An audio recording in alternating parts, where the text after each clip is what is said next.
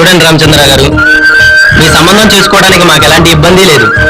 కాకపోతే చెప్పండి జోగరావు గారు. ఇది నా కూతురు, ఎంత పాస్ అయింది. నమస్తే. వాడు మా అబ్బాయి, సాఫ్ట్వేర్ ఇంజనీర్, హైటెక్ సిటీలో మంచి ఉద్యోగం చేస్తున్నాడు. మంచిదండి. మంచిది. మా అమ్మాయిని మీ అబ్బాయికి, మీ అబ్బాయిని మా అమ్మాయికి చేసుకుందాం.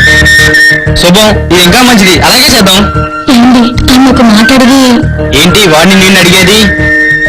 చూడండి, ఈ సంబంధాన్ని నేను ఒప్పుకుంటున్నాను. త్వరలో నిశ్చితార్థం ఏర్పాట్లు చేసేసుకుందాం. మంచిది, వెళ్ళొస్తామండి. అలాగేనండి. మంచిది.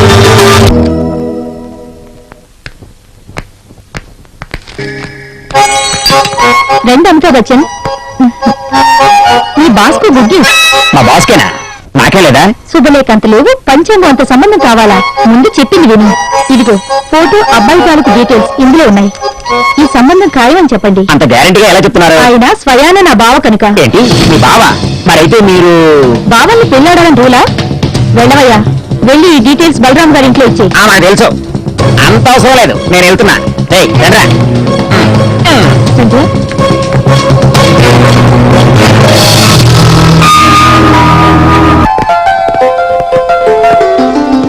రండి బాబు గారు, రండి. అల్లుడు అమెరికా నుంచి ఎప్పుడు వచ్చావు? కనీసం ఫోన్ ఏం చేయమంటా? చేద్దామని అనుకున్నాను అంకుల్, కానీ అమెరికా వెళ్ళొచ్చిన అరుణ్కి బిల్లు మాత్రం పోలేదు. ఎవరి పెంపకం?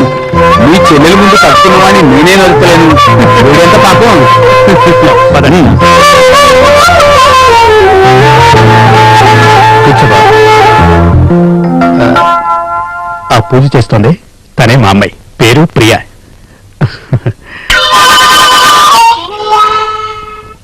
తీసుకోండి బాబు. వద్దండి. మీరు హాస్టల్నా? మీ రావటం చాలా ఆనందంగా ఉంది. అమ్మాయి నమస్తే అంకుల్, బాగున్నారా? బాగానే ఉన్నానమ్మా. అమ్మాయి పెళ్ళిడికి వచ్చింది బావగారు. ఆ ప్రయత్నంలోనే ఉన్నాం బావగారు.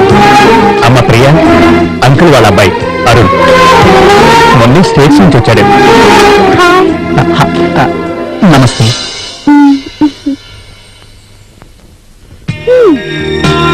డాడీ, స్టేట్స్ లో ఉన్న మనవా అరుణా? వాడు అంతేనమ్మా, చిన్నప్పటి నుంచి అక్కడ పెరిగినా మెతకతనం పోలేదు.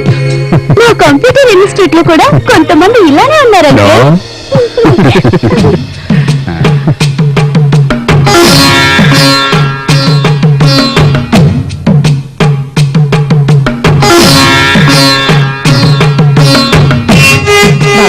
బయలుదేరదామా? సరే అమ్మా, వస్తాం బాబు గారు. సరే బా, రండి. అమ్మాయిని దీవించండి. కళ్యాణి ప్రాప్తిరస్తు. వస్తాను. అలాగే, నమస్తే. నమస్తే. వస్తానండి. బాబు అప్పుడప్పుడు వస్తూ ఉండండి. అలాగే వదిన.